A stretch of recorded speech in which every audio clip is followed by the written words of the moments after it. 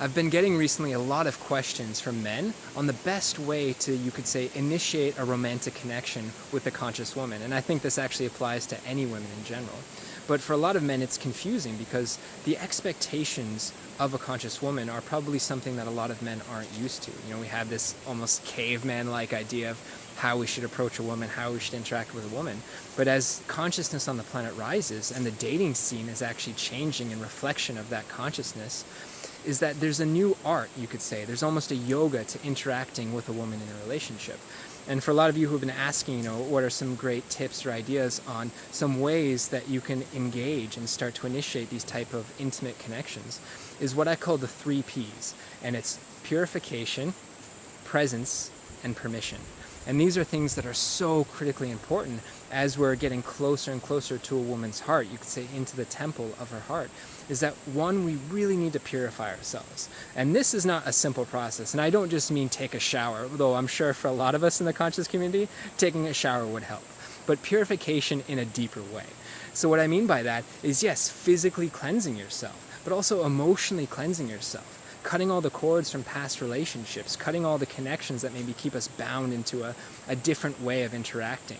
And also purifying ourselves spiritually, because conscious women have, you know, what I call great intuition. And they also have the ability to pick up and sense funk from past relationships or past experiences in your life. So really going through the process of deep purification will allow you to almost be worthy of connecting with a conscious woman's heart. The next is presence. And this is something that goes beyond just being there. It's the commitment to be there before, during, and after. Because I know a lot of men, you know, what we like to do is we like to just show up and be luminous and be there, you know, as an example of what love or relationships could be. But the problem is after certain openings happen with our partner, I've noticed a lot of men leave. You know, they either sever the connection energetically or actually physically sever a connection too. So it's really important that we understand that presence is so necessary. You could say it's almost what makes a garden fertile for plants and especially flowers to bloom in there. So make sure you have the presence, not just to show up fully yourself, fully present in your heart space, but actually to commit to that presence so that you're there even after. And in a lot of ways, it's the presence after certain openings take place that's really important and really vital for relationships to take place. And the final one, and I'm sure there's a lot more than this, but to me these are the three important ones. The final one is permission. And a lot of us brothers out there, we have this idea that we're here and we have this expectation and these agendas and, you know, a connection should happen because we're ready for it and we're present for it. But really, it's the permission that allows the alchemy, the magic of relationships to happen.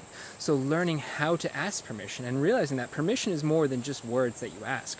Permission occurs on so many different levels that you need to have the presence and the understanding of how to ask permission on those physical levels, on those emotional levels, on those spiritual levels. And when you start to understand and work into your field, start to embody these three principles of presence, of purification, and of permission, you learn that these are the yogas of conscious relationships, especially initiating conscious relationships.